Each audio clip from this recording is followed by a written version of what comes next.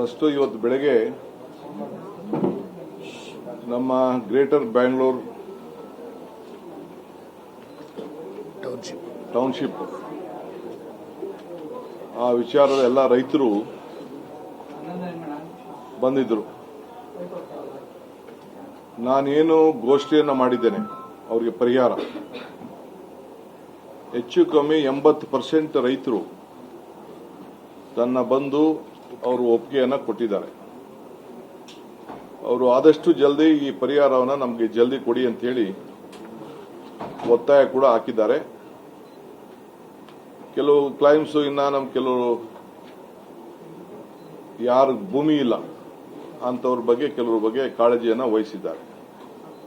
ಅದೆಲ್ಲ ಬಗೆಹರಿಸ್ತೀನಿ ಅಂತ ಹೇಳಿದ್ದೇನೆ.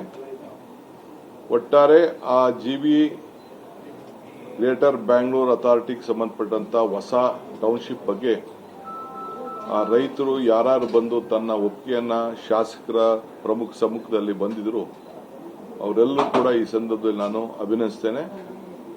ಇನ್ನ 3 ದಿನದಲ್ಲಿ ನೋಟಿಫಿಕೇಶನ್ ಆಗಿ ಜೂನ್ ಮೊದಲನೇ ವಾರದಿಂದ ಅವರಿಗೆಲ್ಲ ಹಣ ಬಿಡುಗಡೆ ಮಾಡುವಂತ ಕೆಲಸ ಮಾಡ್ತೇನೆ.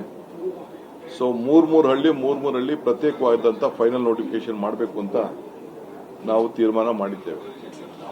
ಇದು ನಾನು ಮಾಡಿದ್ದಲ್ಲ, ಇದು ಕುಮಾರಸ್ವಾಮಿ ಅವರ ಕಾಲದಲ್ಲೇ ಇದನ್ನ ನೋಟಿಫಿಕೇಶನ್ ಆಗಿತ್ತು. ಅವ್ರ ಕಾಲದಲ್ಲೇ ಇದಕ್ಕೆ ಅವ್ರಿಗೆ 8,000 ಅಡಿ ಕೊಡಬೇಕು ಅಂತ ಘೋಷಣೆ ಮಾಡಿದ್ರು. DLFಗೆ ಕೊಟ್ಟಿದ್ರು ಪ್ರಾಜೆಕ್ಟ್ನ. DLF ನಮಗೆ ವಯಬಲ್ ಇಲ್ಲ ಅಂತ ದುಡ್ಡನ್ನ ವಾಪಸ್ ತೆಗೆದುಕೊಂಡು ಹೋಗಿದ್ರು.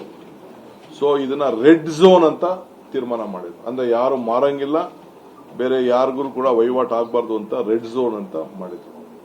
ಸೊ ಕೋರ್ಟಲ್ಲೂ ಕೂಡ ಕೆಲವರು ಅರ್ಜಿ ಹಾಕೊಂಡಿದ್ರು ಇದು ಬಿಡಬೇಕು ಅಂತ. ಕೋರ್ಟಲ್ಲೂ ಕೂಡ ಬಿಡಕ್ಕಾಗಲ್ಲ ಅಂತ ಆದೇಶ ಕೂಡ ಆಗಿತ್ತು. ಸೊ ಆ ದೃಷ್ಟಿಯಿಂದ ಇವತ್ತು ನಾನು ಇದನ್ನ ಮುಂದುವರಿಸಬೇಕು ಅಂತ ಹೇಳಿ ರೈತರುಗಳೆಲ್ಲ ವಿಶ್ವಾಸಕ್ಕೆ ತಿಳ್ಕೊಂಡು ಸ್ವಲ್ಪ ಹೆಚ್ಚಿಗೆ ಪರಿಹಾರನ ಕೊಟ್ಟಿದ್ದೇವೆ. ಜೊತೆಗೆ ಅವರೆಲ್ಲರೂ ಕೂಡ ಒಂದು ಬಹಳ ದೊಡ್ಡ ಖುಷಿ ಅಂತಂದ್ರೆ ನಮ್ಮನ್ನ ಬೆಂಗಳೂರು ಅಂತ ನೀವು ಗಮನಿಸ್ತಾ ಇದ್ದೀರಿ, ನಮ್ಮನ್ನು ಕೂಡ ಬೆಂಗಳೂರು ಜಿಲ್ಲೆಗೆ ಸೇರಿಸಿದ್ದೀರಿ.